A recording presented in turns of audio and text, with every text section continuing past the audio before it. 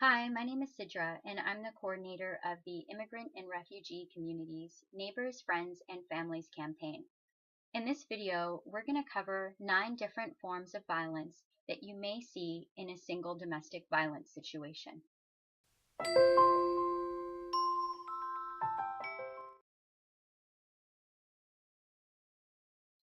Throughout this video, I'm going to use the word perpetrator when I talk about the person who is doing the abusing. I'll also use the pronoun he to refer to the perpetrator because research in Ontario has shown that most perpetrators of domestic violence are cisgendered males. When I speak about the person who is surviving the domestic violence, I'm going to use the word survivor, or I might use the pronoun she, because once again, research in Ontario has shown that most survivors of domestic violence are women, and this includes trans women. The first type of violence we're going to talk about is physical violence. Now, this is the kind of violence that we typically think of when we hear the words domestic violence. Physical violence can involve a range of different behaviors. It can look like the perpetrator kicking, punching, pushing, burning, twisting arms, and even choking. And choking is an important one to be aware of. Research has shown that choking, the presence of choking in a domestic violence situation, is highly associated with that domestic violence situation escalating to murder. The second type of violence we're going to talk about is sexual violence. And this is absolutely a component of many domestic violence situations. Now, there's a myth that if you're married to someone or if you're dating them or living with them, that sexual violence can't happen in that relationship. That somehow just by being in the relationship, you're automatically giving consent. Nothing could be further from the truth. As of 1983, it has become illegal in Canada for a man to rape his wife. Now, it's amazing that it took that long for that law to be placed there, but what it does show is that marriage does not equal consent. There must be consent for every sexual act that takes place between two partners, period. And so sexual violence in a domestic violence situation can look like rape, sexual assault, sexual harassment, any unwanted touching. That's what sexual violence can look like. It can also look like using derogatory and shaming words of sexual nature against the survivor. The next type of violence I'm going to talk about is verbal abuse, verbal violence. And it's important not to underestimate what the impact verbal violence can have, and it often goes along with sexual or physical violence. So, for example, while the perpetrator is hitting the survivor, he may also be saying that she is worthless, or you're no good, or look what you made me do to you, or no one will believe you. So this verbal violence that can happen during other kinds of violence, but also every day. She could wake up and hear verbal abuse, calling her names, telling her she's nothing. So verbal violence is a major component of domestic violence, and this may be a type of violence that you will notice if you see the perpetrator and the survivor out in public. It might be something that you'll be able to pick up on, whereas physical violence and sexual violence may be happening more behind closed doors. The next type of violence I want to talk about is psychological violence. So it's mental violence. It's getting into the survivor's mind and messing with it, essentially. One example of psychological violence is something called gaslighting. Now, what gaslighting is a specific tactic that is used to make the survivor doubt her very sense of reality. It's based off of a movie that was, I believe, in 1944, released in 1944, called Gaslight. And in the movie Gaslight, there's a husband and a wife. And what the husband does when the wife is asleep is he'll take everyday household objects, so a lamp, a book that's on the table, and he'll hide them. When his wife wakes up, he'll ask her where the object went, Where's the lamp? Where's the book? Where did you put it? You must have put it somewhere, right? And what this does to his wife over time is it makes her feel really confused. It makes her doubt her own memory. Am I misplacing everything? I swear I saw that lamp there before I went to sleep. Now he's asking me where I put it. It's very distorting. And so gaslighting is a tactic of psychological abuse that many abusers use in domestic violence situations. So, for example, after beating up his wife, a perpetrator might say to her the next day, I'm really glad we had that conversation yesterday. I'm really happy we had that talk. And she may think, what talk? You beat me up. But he's gaslighting her. He's making her think, okay, you know what? He's speaking to me as though everything is good. So, maybe I'm exaggerating. Maybe I'm losing my sense of reality here. Another example could be that he may isolate her from her family members, and he may say that, you know what, I don't want you talking to them. I don't want you seeing them. So he may do all of that and then later say to her, oh, you are the one that chose that. You were telling me you didn't like seeing them. You were telling me you didn't like spending time with them.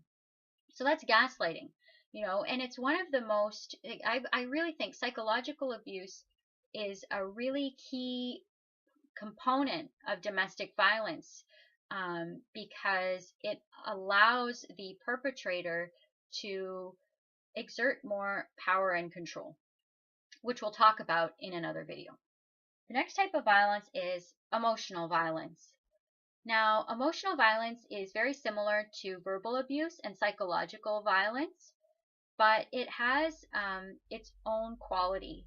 So emotional abuse is really about tearing down the self-esteem and self-worth and happiness, really, of a survivor. What it can look like is saying things like, you're worthless. But it can also look like taking away things that are important to her and give her strength. So, for example, if she has a sentimental object that, that she has from back home that makes her feel really good, he could take that object and destroy it or hide it. That's emotional abuse. It's really going for the heart and the feelings of the survivor and hurting her that way. Other forms of emotional abuse, can just look like repeating put downs over and over and using shaming language. And the thing about emotional abuse is that over time, it can really tear down the capacity of a survivor to feel that she's worth anything more than the abuse that this person is giving her. The next type of violence we're going to talk about is financial violence. And financial violence is a strategy that perpetrators use to control and isolate the women they are abusing. So what financial violence can look like is a perpetrator may say that, give me your bank card, I'll give you an allowance for the week, tell me what your expenses are, and I'll give you the money for them, nothing more. And this might be cloaked in the idea of financial responsibility or being careful, but really what it does is it allows the abuser to prevent her from, for example, having bus fare to go to a counseling session, being able to meet a friend. Since transportation costs money, financial abuse can really serve to isolate her.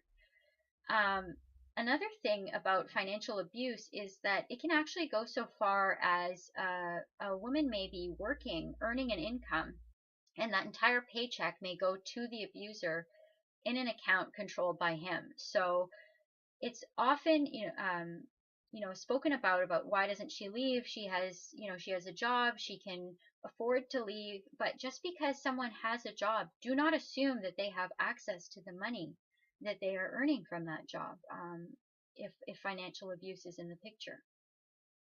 The next type of violence we're going to talk about is cyber violence. And cyber violence, broadly speaking, is using technology and the internet and social media as components of the abuse. Now, what cyber violence can look like, there are many different forms. He may install web cameras in the home to monitor what she's doing at home when he's away and making sure that she doesn't leave. There are apps that can be installed in cell phones that he could have installed to monitor where she goes during the day. Cyber violence can also look like having photos or videos of the survivor that she wouldn't want shared publicly, and then using those photos and videos essentially as blackmail to say, you must do what I say or else I will post them, or I'll show them to family members, or anything like things like that. The next type of violence we're going to talk about is stalking. And stalking is closely related to cyber violence because, like we just talked about, cell phones, social media can really be used by an abuser to track the whereabouts and the communications of a survivor. But what stalking is more broadly is any unwanted following, monitoring, and watching of the survivor. Stalking behaviors can look like the perpetrator showing up at work, at childcare facilities unannounced. If the couple separated, the stalking behavior may increase.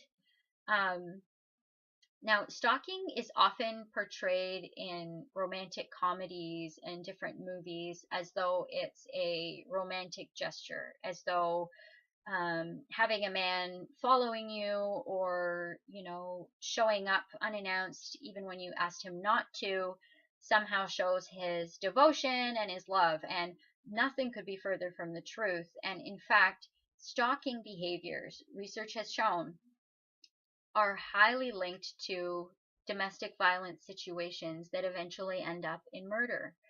So this obsessive sense of ownership and stalking is something to take very seriously. The last type of violence we're going to talk about is spiritual violence. Spiritual violence is the manipulation of any religious or spiritual beliefs to justify violence. So, for example, a perpetrator may tell his wife or his common law partner that he is abusing her because God gives him permission to. Alternatively, he may say that she should forgive him and stay with him because that's what God would want her to do. So it doesn't matter if he's abusing her because God wants her to endure. Another example of spiritual abuse would be telling her that he's punishing her because she's bad, and somehow he's doing God's work, that she deserves punishment from God, and him abusing her is somehow divine punishment. So these are real twists and manipulations of spiritual and religious beliefs that can be used to justify and to psychologically entrap survivors. When you talk about spiritual abuse, make sure you talk about how the perpetrator is twisting religion and spirituality to suit his needs, and that that's not representative of the religion or spiritual practice as a whole. Thank you so much for watching this video, and it's tough content, but knowledge is power, and the more that we know, the more that we'll be able to help immigrant and refugee women who are living with abuse break isolation and access support. Thanks, and I'll see you in the next video. Bye.